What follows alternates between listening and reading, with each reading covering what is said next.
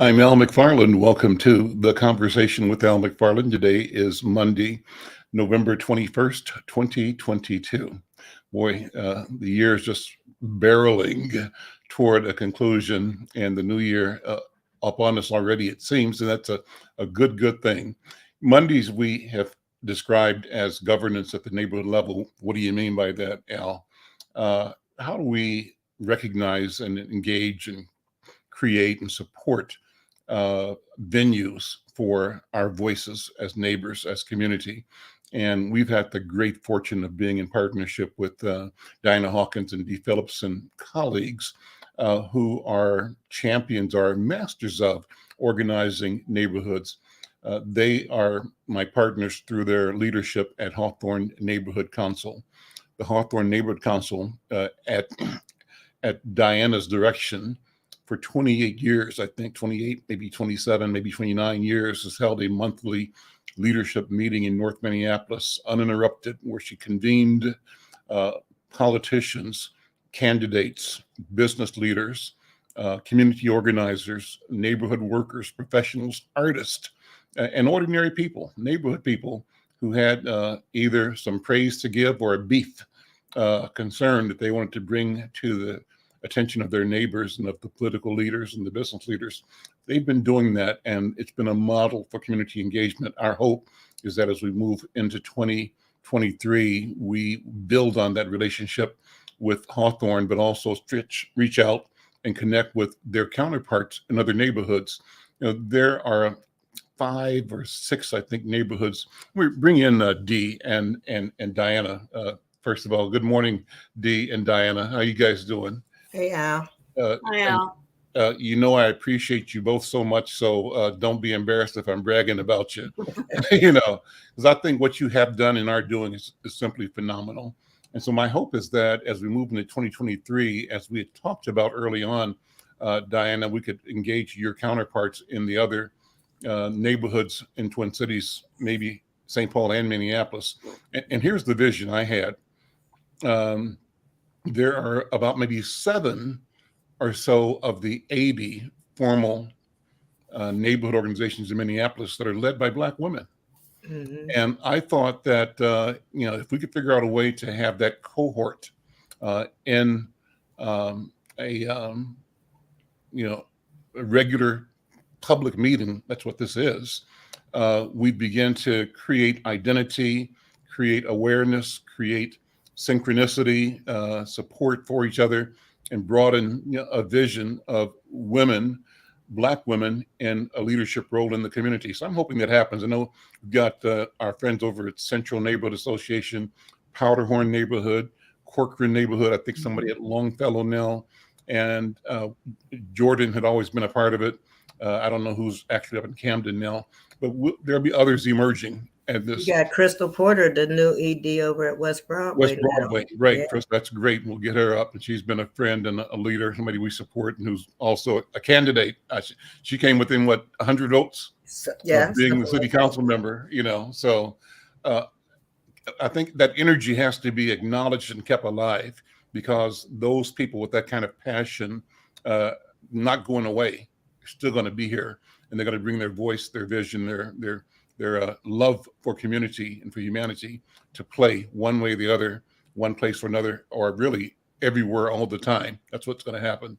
So we hope that that's what happens in 2023, that we organize to bring more of the leaders of the Minneapolis neighborhood councils, and also reach out to your counterparts in St. Paul. A lot of exciting things happening in the Summit University, Frogtown neighborhood, East Side neighborhood.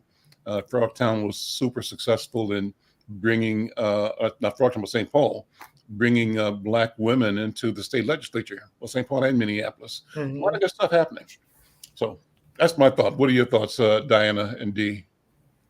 It's funny you would mention this, because I got a voicemail today from a reporter at the Star Tribune that's doing the story regarding the funding for next year, and whether or not the associations, councils, if they feel that they'll be able to make make ends meet with the dollars amount that they're given.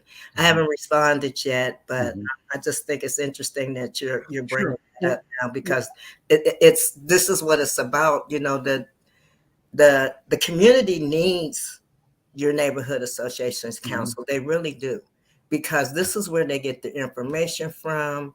This is where they reach out. This is the connecting piece to the community, to the city, to all various resources. This is where your community service comes in. So I just really hope that the city sees that we're needed.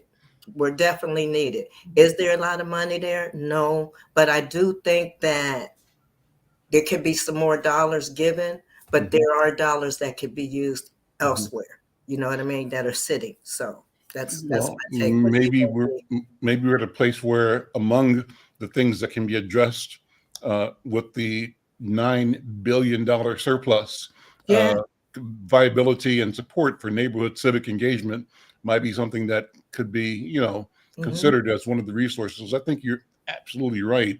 We need to make the investment and to encourage, you know, best practices in neighborhoods and communities, figure out pathways for people to feel like they have a voice in the you know, the neighborhood, in the community, in the city. And these associations and councils have done that. Let's bring in Brother Tekken Zia Aida, who was regular with us last year, candidate for city council from, was it 6th Ward? 7th Ward. 7th Ward. And just a wonderful voice and commentary on community.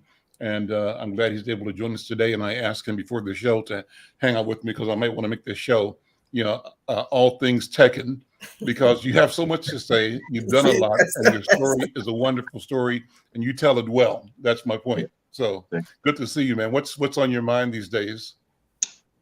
This damn cold. No.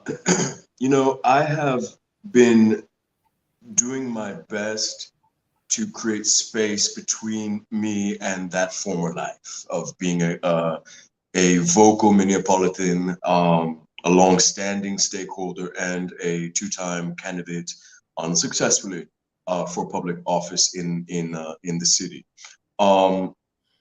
You know, very few people who of late have been involved in our local politics have a true understanding of who we are as a community, as a statewide community, and as a municipal family. And I do believe that I am one of the few that has that knowledge, that understanding, those deep connections and awareness. And so coming from the private sector, where I was to consistently have a vision, communicate that vision, take the necessary steps to realize that and bring benefit to all those people who had, you know, my clients, both corporate and individual and whatnot, see things through for them. I found politics to be absolutely contradictory to that, right? And so I, you know, licked my wounds for about a year or so, and then just realized it was time for me to let go, right? But that's why I'm still so interested in being a part of these specific conversations with this particular media platform, because I feel that we have a space here to be able to speak without the masks and the props about the real needs of our community, which in the last, you know, 3-4, well, definitely since the murder of George Floyd publicly in our streets, have come to a boiling point. And one of the things that, even though I'm creating space, I'm trying to figure out, and I do believe that insight might be key to this, how can I continue a commentary that hopefully encourages people to wake up. That's not to get them to be woke, as we hear now, but to wake up and get involved and to no longer accept the tonics that are being sold to us by any sideshow Joe who pulls up in his with his cart full of confections. You know what I mean? That's been a real problem in Minneapolis specifically. St. Paul, I think, to a much lesser degree, just by the nature of that. Give me examples of what you talk about. I see the metaphor as you describe it, but it would be cool to say by this I mean, and do a case in point. Anything comes to mind? Case in point, our what they call now boy mayor, Jacob Fry, lived in this city for about 8 or so years before becoming our mayor. To me, that's absolutely unacceptable. Unfortunately, though, that's the norm in politics. I've come to realize that Minneapolis specifically is known throughout the country amongst the poli-sci departments and whatnot as a market that anyone can move to and kind of get a leg up into politics. That, I believe, is part of the problem here, because if you're not connected to the sidewalk, if you don't know the stories, coming down from the elders who are still around, how are you going to have any kind of true stewardship service of that particular community, right? Unless that is the intent. And that's and I believe that that's been the intent. And that's why I'm so excited to talk with everyone about governance at the neighborhood level, because it is those neighborhood organizations that either make or break a community. And unfortunately, in Loring Park, I'd say in Powderhorn Park, in a few of the development intensive areas, we've seen our neighborhood organizations basically taken over by pro-corporatists, pro-gentrificationists, people who don't even live in the neighborhood that they're serving, like Loring Park. Our executive director lives, I believe, in Phillipps, in a rundown little house over there somewhere, bullets flying and whatnot. Yet in our neighborhood, she sides with rich homeowners and those who live up on the hill in the towers. Totally contradictory to the mission of our neighborhood organization. And so these are the kind of the problems that are plaguing Minneapolis specifically. And if there's a way, without being offensive, to kind of shine a light on what's really going on and the need to be more involved, organically and holistically involved, I think we might see some real substantive change. I love that. I always like hearing your story. You have told us here on a couple of occasions that you are, I think, Colombian or Venezuelan, Colombian maybe? Yep, Colombian by birth. And that you were adopted into a Minnesota family. But talk about your roots in Colombia. And I'm always interested because I see you as a Afro-Colombiano or Afrodescendiente, and I'm interested in the next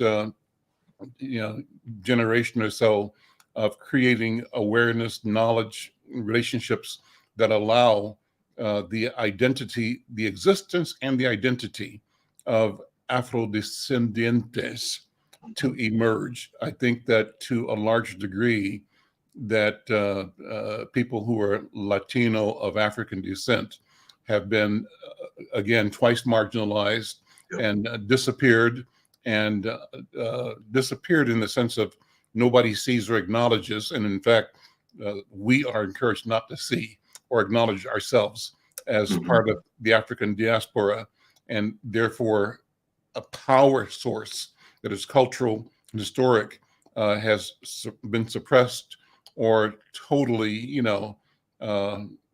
Well, and there's that's sufficed. a reason for that. Yeah. You know, in Colombia, we have a village called San Basilio de Palenque, which is, if you know maroon culture, it's basically that's what it is, or the Cimarrones.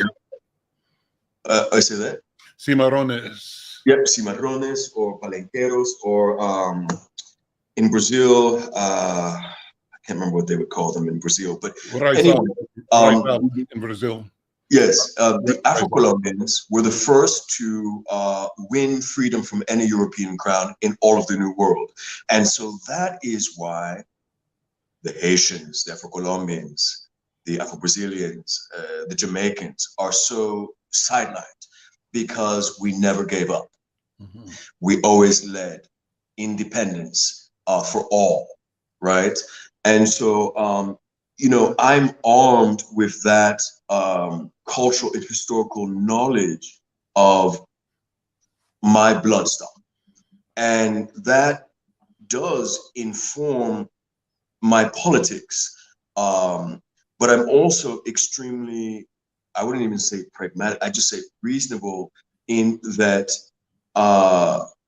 everyone has to be able to win. And in a way, if we look at indigenous culture, if we look at indigenous political or community structures, right? Everybody eats. Everybody has plenty. We don't naturally suffer from what I call Versailles syndrome, which is something that just dawned on me watching probably something about Louis XIV or something like that.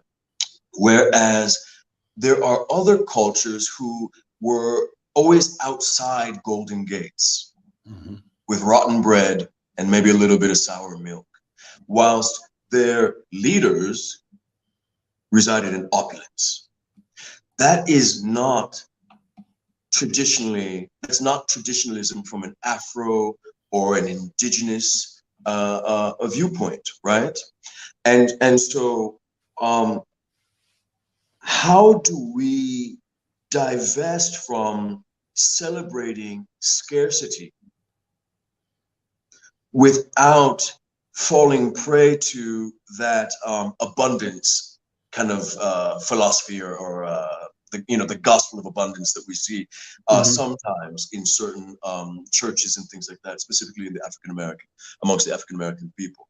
How do we go back to a natural form of governance that brings all to the table, that provides for all, that is also though merit based? You know what I mean? That you have to put something in to get something out.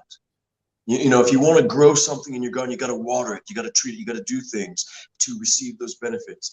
I don't believe in, giving everything away to people just because they showed up. The Blue Ribbon for All concept, I think, has failed us. And so, moving forward, that's very important to me. But also, too, I had to realize as I watched the dumpster fire that was Minneapolis from that night that George Floyd was killed all the way to today, I had to sit back and say, well, you know what? No one in my bloodline is responsible for this. You know what I mean? Maybe it's time for me to redirect some of this energy into myself. And that's what I've done. I picked up the pieces of a distraught campaign, kept up with my therapy. Negro Therapy Day is normally on Tuesdays, and found I have a great partner and a great little life. I've actually kind of moved to a different side of the river, kind of checking that out, and am excited about what life will bring.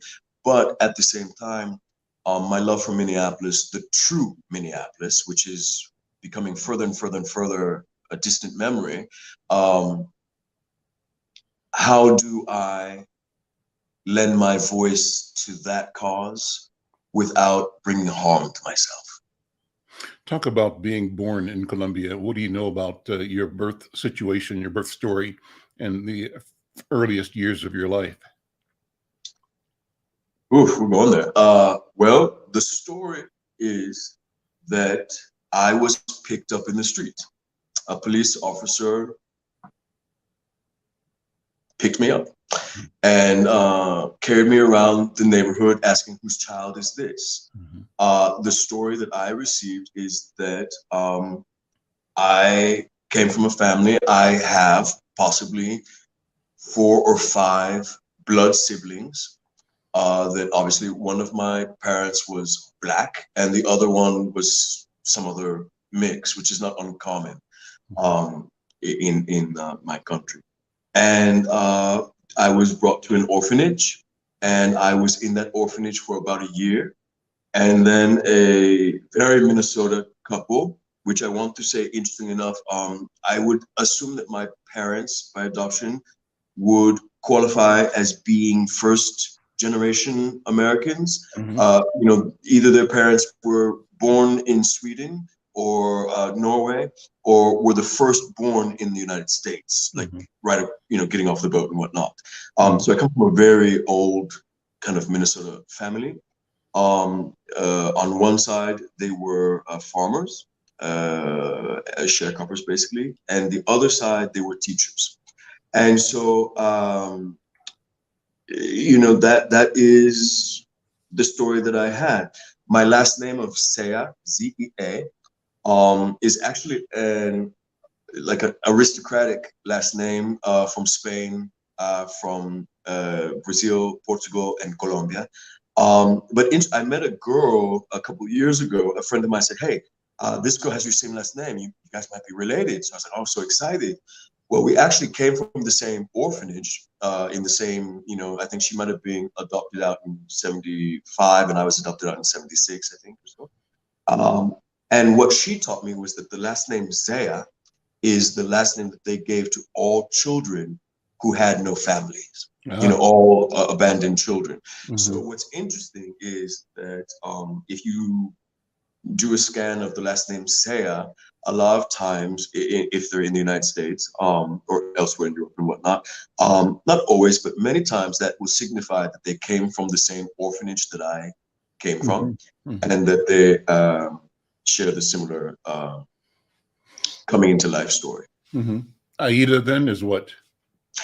Aida is, I was married briefly, and my wife was Kenyan, but her grandfather was Egyptian.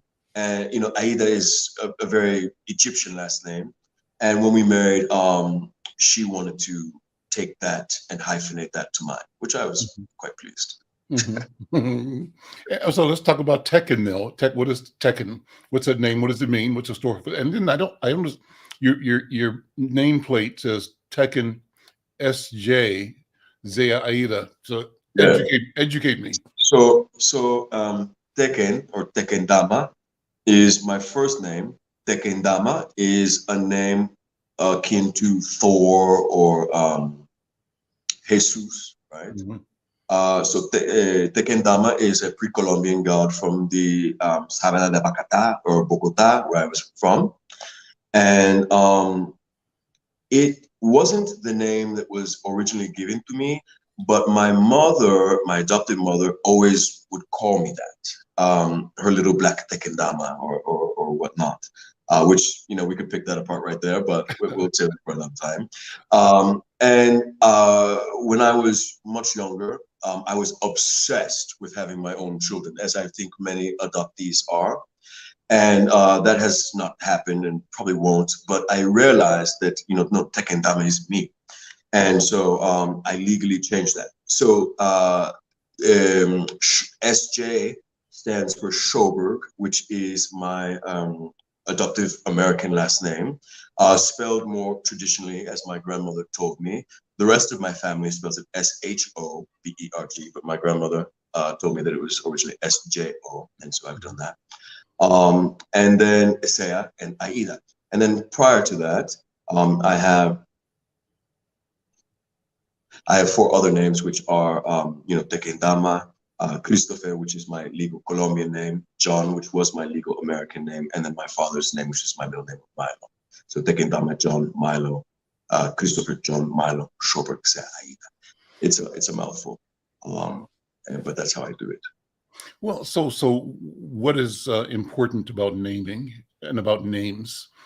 How much time do you spend thinking about, the evolution of your names or the specialness of each of those names and how they show up in your life, in your past, in your future?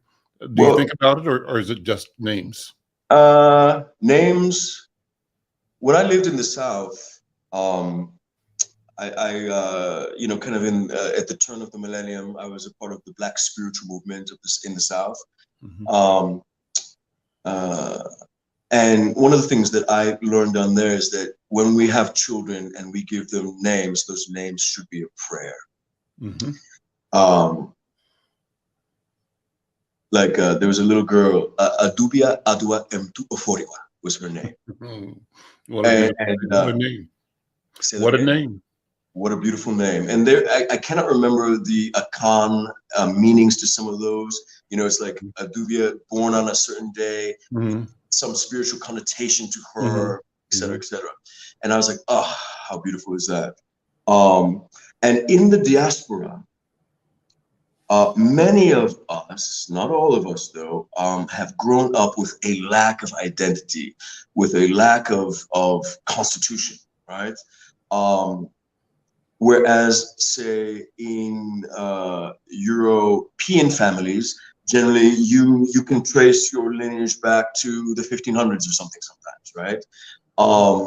In noble or royal families, children have several different names. This is something that I think is important to people of the diaspora as well. And, we have given names, we have self-given names, and we have names that have been given to us as we go through life. My names are basically a collection of everything that I have been in this life. And, nothing's made up. It's all either, because I don't know my actual name. Hmm. I don't know my actual surname. Hmm. But the names that I've been given, these are all of them. And I've arranged them so because, for instance, Schoberg in Swedish means mountain lake. Well, I come from the mountains of Colombia near the sacred lake of Guatavita. So this to me seemed destiny, right? Divine, yeah. And Intended. for many years, though, I divested myself of my American family. It was a tough growing up. The family, I'd like to say, though, now is together, united, loving.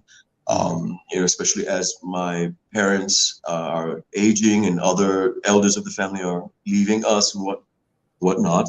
But for me, it's about the Jed pillar. If we are talking in Kemetan or Egyptian cosmology and whatnot, symbolisms, the jet, the backbone, the spine, the pillar of who we are. I've always been who I am, but there are these identities that have swirled around that pillar. That when I was young, I was like, "Geez, am I crazy?" No, these are just my spaces, my places. The demonstrations of who I am, and so my name is a collection of all of that. And I quite like it. At the same time, though, I have to say that when I was just an elegant and exotic person attending DFL fundraisers at the highest level, boy, was people really happy to have me. When I became a man of color seeking my own political power on behalf of my own community, which is the community of Minneapolis, not just Black people, boy, was that not going to happen. Additionally, I think some of the same reasons why people really liked me, people did not like me. I grew up in white homes. I know when I hear white lies. You know the code. I'm an old immigrant. I'm not a new one. You know the codes. I know the codes. Mm-hmm. I had to in order to survive a little town called Forest Lake, which if you're from around here, Forest Lake doesn't necessarily have the best reputation. And to survive Forest Lake and to survive my household,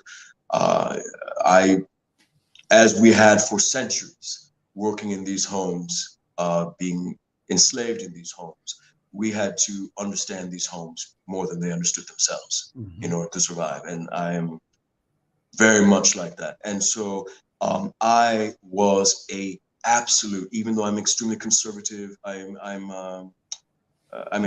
not a conservative, but I'm a bit conservative in my thinking.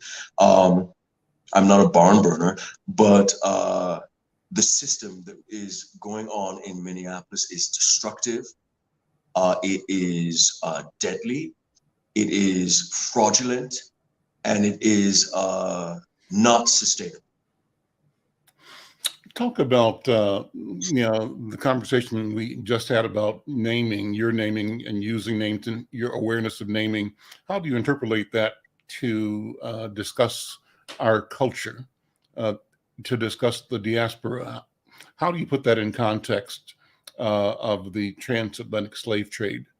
And so you feel a certain way as you've come to both understand and in some cases choose to name yourself. Mm-hmm. What's the cultural extension of that?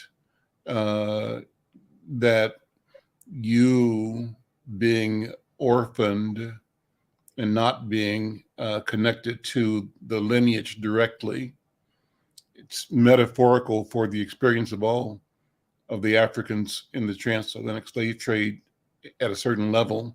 Many, most, with intention, denied the memory. Sometimes I call it the prophet Ezekiel sent to the valley of the dry dead bones, Mm-hmm. and looked and saw, thousands of dismembered bones strewn across the desert floor. And the question from the Creator, can these bones live again? And so there's this disconnection that we've experienced, and the disconnection is not a question of atrophy, something that happened in the natural. It's something that was caused. Yeah. And in our case, it was caused by this activity of conquest and of dehumanization or of savagery, and of the ability to otherize human beings, to kill and take, number one, but then also to subjugate and to create narratives that justified the subjugation, and to categorize all of our people taken as chattel or property. I've got a picture, I think I showed you before, a picture on the wall behind me, or on the mantle here, of me sitting in front of my mom and her mom and her mom's mom, my great grandmother. And I recognized one day that my great grandmother had been born in 1860 or 1859 in Mississippi, I think, or maybe she was born in Alabama. I've got the document. But wherever the place, when she was born, she was the property of other human beings. And so I think about that, man. I say, I knew somebody, I touched someone touched me and held me, and that person's life began in that space of disconnection, a space of dismemberment, where perhaps their picture of where they came from, who they were, had been totally smashed, smothered, and forced somewhere. Anyway, I'm rambling. Well, I think that the most important thing. Well, I know the most. Well, where do I start? We are in this life on one quest, maybe two. To know thyself. Mm-hmm. Mm-hmm. The second quest, once one knows oneself, is to give and receive love. Mm-hmm. Those are the two things I think that we are here for. And so for the almost 2 decades, perhaps, that I was estranged or slightly removed from my adoptive family, that's the quest that I was on, to know, to meet myself. And then, which I have just now washed up on the shores of love, to find someone who loves me and that I can love fully and truthfully. Travel is crucial. Mm-hmm. We do not have to put up with this. Mm-hmm. That's our birthright. Mm-hmm. Freedom. We can choose what we want. But when we are unafraid enough to buy a ticket, float down the Nile as I have, hear people scream, well, there's no way he's not Egyptian, to go to my own country. And when the power, as it usually is, was out in San Basilio, go follow the menfolk, as I would have had I been living there all my life, to the men's side of the river to bathe in the river. Mm-hmm. To see rivers that look like snakes, to see ocean, sandy beach, jungle, snow-capped mountains in 360, to be in an Afro-Colombian salsa club late night, watching people drink and dance, and to stumble on the realization that we're all the same. Mm-hmm. We are all a part of the diaspora. We are just one a collection of very or loosely related families with related or slightly different dialects. Mm-hmm. Our mannerisms are the same. The way we worship God, or if you're into polytheism, is the same. The way we speak, dance, eat, love, weep, all these different things are the same. And once African Americans, of which I was raised as one, even though I never was and always knew I wasn't one, but to the general people, that's why I am. Once African Americans realize that freedom is their birthright and that they can bounce whenever they want to, even if they want to come home, they're coming home armed with a greater sense of self. Mm-hmm. And that greater sense of self leads to true self-love, right? And when you have some of these things, and it's a quest for the entire life, you are less likely to put up with the garbage that has been foisted upon us for centuries in the transatlantic slave trade, during chattel slavery, during not restoration, but what was it? The period after the Civil War, restoration? No, Yeah. no. I'm Reconstruction. older. It was called Reconstruction. Reconstruction. Yeah. Thank you. Into Jim Crow, into civil rights, into the crack epidemic, into the epidemic that we are going through right now, which no one is talking about, the opioid and beyond epidemic that we are seeing across generations, but hitting deeply our teenagers. If you ride public transit here in Minnesota between the two cities or between any of the cities and the Mall of America, you are going to be mortified. Really? What you see. Tell me about it. What do you see? I've not taken public transportation in my adult life, so tell me about it. Well, first of all, we've got to change our state's attitude towards those who take public transportation. That's the first thing, and that's a whole other conversation. But public transportation has been the social service, the shelter, the dealer, the warm bed, the place to meet your other friends for those who have been forgotten. It started when the governor, and this was not a wrong thing to do, but when our governor shut the state down during COVID, which, if I'm thinking correctly, was maybe a week or so before the uprising. My time might be a little bit off, but it was all kind of jumbled together. if you are a downtowner like I have been most of my adult life, what you saw was everyone vacate from the corporate offices out to the suburbs or up into the luxury towers and stay there, staying in place. Those who were left on the streets had nowhere to go and had to fend for themselves. And it was shocking. 2 years later, the drug crisis has just exploded. And a lot of those people are shuffling between the cities on our public transportation. My partner and I were on a train coming back from the Mall of America at closing time. So this might have been around 9:30 or so. And at the 46th Street station on the Blue Line, coming back into Minneapolis, the doors opened and our train was flooded by, I don't know, 50. I mean, it was just flooded by people who were in active addiction. I wasn't scared. It was alarming.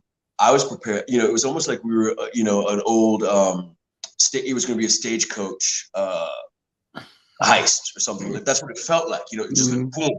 Well, nobody robbed anybody, or there was no disruptions, but it was shocking. People hardly clothed, people with open sores or covered in dry, caked blood. People throughout the train car, openly and publicly engaging in active addiction. I mean, the needles, the pipes, the foils out. I mean, it was here. Oh. This tall and I would say at one time absolutely beautiful East African man, so tall. He'd take a step and then slump, standing up. And then he'd shake up and take a few more steps and almost fall, but somehow stay suspended. And then he slumped into a chair kind of directly across from me, realized that there was a buddy of his right in front of him, because they all kind of know each other. It's a community. We got to remember that. They cling to each other for safety and everything else. And then they started to use right there. And I think this is known. I am in recovery. My partner is in recovery. I mean, so this wasn't like, we were, tempted or anything, but it was just like, wow. Thank you. Thank you for leading us up out of what it could have become. But where are all of these famous and well-endowed nonprofits that are supposedly dealing with this? Where are the local and state governments that are supposedly talking about and finding solutions for these things? What is going on? And for those of us who are from here, similar to those weeks after George Floyd was murdered, where all of a sudden we had encampments just everywhere out of the blue. Those of us who are from here knew a couple things. One, this isn't normal. Two, most of these people aren't from here. Those of us who are from here, we know are unhoused. We know are unhoused. Our unhoused know us if we're, with it like that. This is something else. This epidemic that we're facing right now is something else. It's affecting the African immigrant community, the African American community, the Asian community.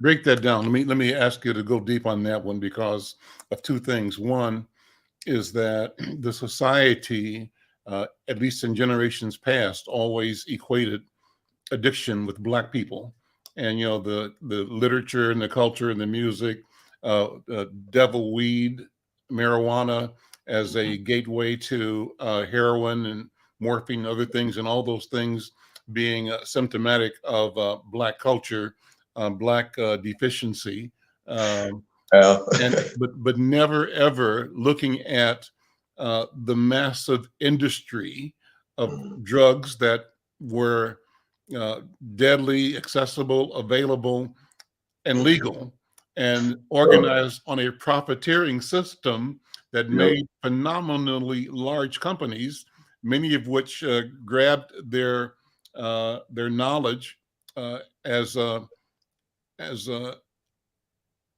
part of the process of extracting knowledge and wealth and resources from communities around the world that had a managed use of natural, sources as part of the life and spirituality of community. So there's contradiction, separation, right? Of rob from you and then penalize you for not using our system to engage in what we took from you. Well, it's all that Willie Lynch. You know what I mean? When we get down to it, it's all that Willie Lynch. But I also want to remind you, Al, that you remember Nankin, the famous Chinese restaurant of yesteryear. I do. I think the last Nankin was in City Center.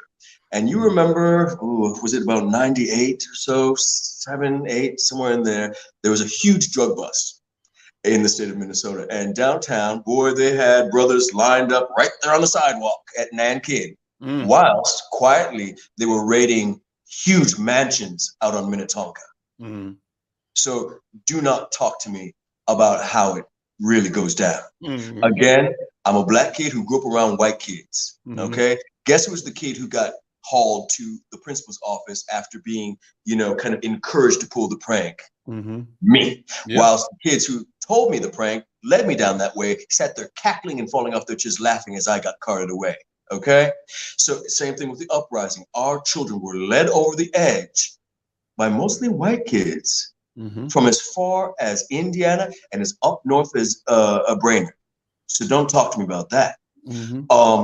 But what we're seeing now, and it could relate to stimulus money, it could relate to COVID, it could relate to the crisis of children raising children that we heard about in the late 80s and early 90s. I mean, the pathology is deep and wide and all inclusive.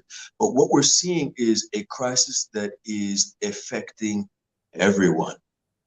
When I was a child, it was sometimes normal to see an old, drunk Vietnam vet. Reasons for that too, aren't there? We know this now. Or it was very normal to see natives in a real sad state walking down what had been a trading probably route of what is now called Nicollet Mall. This was unfortunately a norm.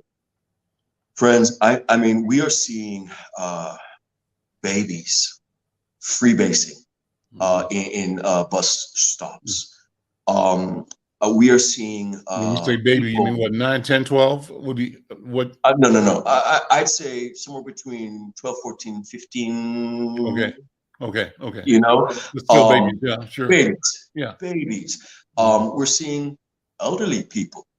We're seeing African women. That's what I was going to ask you. You didn't have the idea that the immigrant populations were impacted, and they are told to be wary of Black Americans. And so as often, this is what I believe, when people come through the immigration systems and get acculturated or oriented to how to navigate their new world, they get direct advice saying, beware of Black people. You know where that advice is coming from? It's coming from Catholic Charities and Lutheran Social Services. Okay. Those religious nonprofits in this state that are charged with welcoming new people and showing them America and Christianity, blah blah blah. And how do I know this? I was at a dinner with Brooklyn Park's new first African-American mayor and his lovely wife and a bunch of other friends a couple of years ago at a VFW out in the suburbs. And this actually came up and I was like really interested to, what's going on with this conversation. And there were a couple of people who had worked for these organizations and said, no, this is, they come down, they receive these new families and they sit them in front of a TV screen and put on a video of this is good, this is bad, this is a good neighborhood, and this is a bad neighborhood. And everything that is bad, as you all know, is Black and or, downtrodden and or poor or this or that. Colonialism and corporatism is an art of separation. It's an art of division. It's an art of, you're a good Negro, but those are bad ones. Mm-hmm. You dress, worship, wear your khakis and your button up like we do, but you see those men over there. You know what I mean? And so again, this is a huge problem in Minnesota, is that we are a state that is strangled by, and this is something that I learned over on the north side, the nonprofit industrial complex. I had to go, what is that? What I know now. And it's a real issue. It's a real issue. It is progressive as far as I'm concerned, insider trading, money laundering, the whole nine. So anyway, when these new Americans come here and are imbued with old antebellum bigotries, well, what do we expect happened? Yeah. You know what I mean? When communities of color are put on top of one another and pitted against each other, then what we see, like what happened on, the fifth or fourth day of uprising in Minneapolis, where Mercado Central was ransacked. Mm-hmm. I was speaking to African-American leaders like Nikemi Levy Armstrong, Mm-hmm. the Flowers family, Mm-hmm. the Clemens branch of that family, other leaders, all the way up to our mayor saying, get down there, come with me, come down here now. I am sad to say that no one who looked like me gave one. What did I do?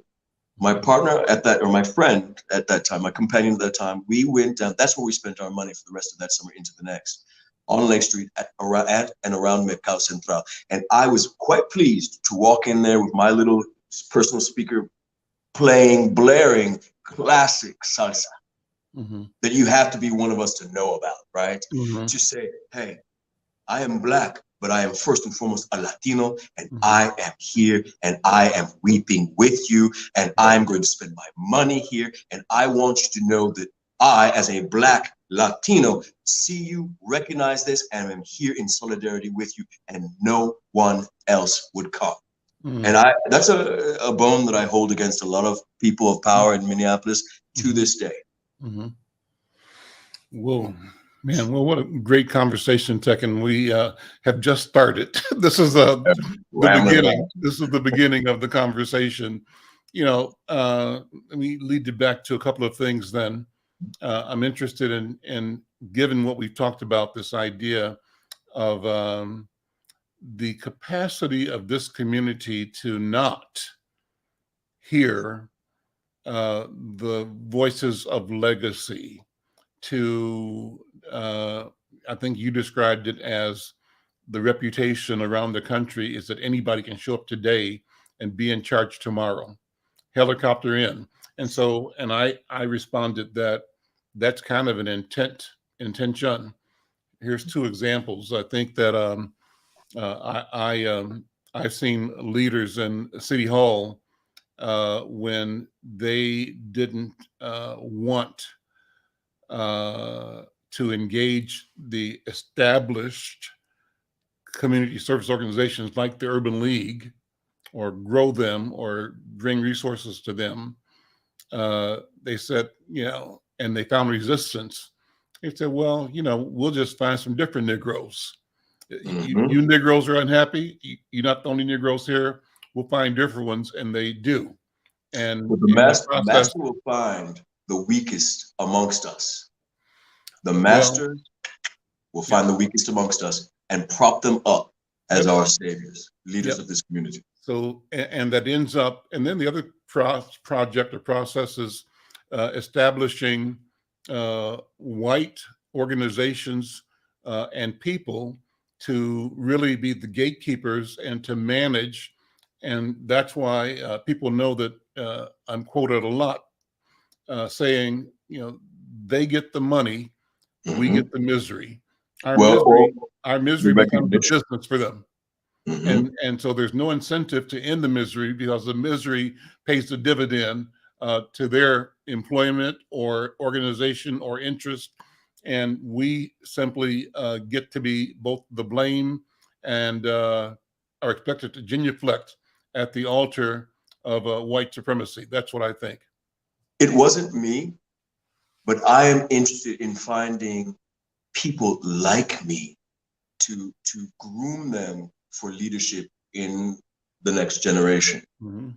And what I'm talking about is people of color, specifically Black people, who came up from preschool on in Minnesota. Most of the leaders who have been ordained leaders in this community, very important people with much to share, but their experience from childhood on up was not necessarily a Minnesota experience.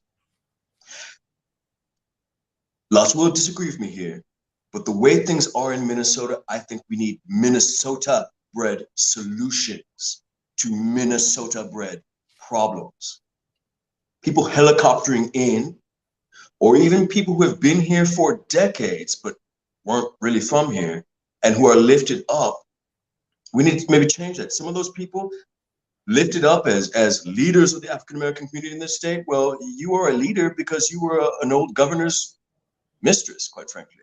And some of us will know who I'm talking about. These things must end, because when the system wants to uplift or recognize him over there or her over there or that family over there and them alone, we should start asking questions. Because Minnesota is an apartheid state, and the apartheid politics and mechanics, boy, they're there no matter how we might feel grand and great by being acknowledged on stage and people standing up and applauding for us. Yet we have no money in the bank account, and what we're trying to do is piddling along because we're not being invested in. It's a real problem. I think that's the mic drop. I'm going to call it quits right there. Tekin Zia, Aida, thank you, my brother. Always good to talk to you. And I'll invite and ask, request your assistance and help in moving this platform forward. And it should be exactly what you said it could be and should be, a place where we can have a separate and a different conversation that we can use to propagate a different understanding. You know, you talked about winning. I say that winning for us might not be what winning is for them. Winning for us can be winning where everybody wins all the time, everywhere, and where nobody has to lose. The philosophy, the foundation does not have to be scarcity. It really doesn't. And so it's a question of reorienting our thinking and developing practices that demonstrate that we can be together differently, in ways that we create new knowledge, new experience, that we test it, we adopt it, we share it, we grow it, and we all own it. That's the key equity. Yeah. Brother, thank you so much. We'll see you next. Diana, thank you. Dee, thank you. We'll see you guys next week. Well, Happy Thanksgiving, everybody. A little later. We'll take care. Bye-bye. Bye-bye.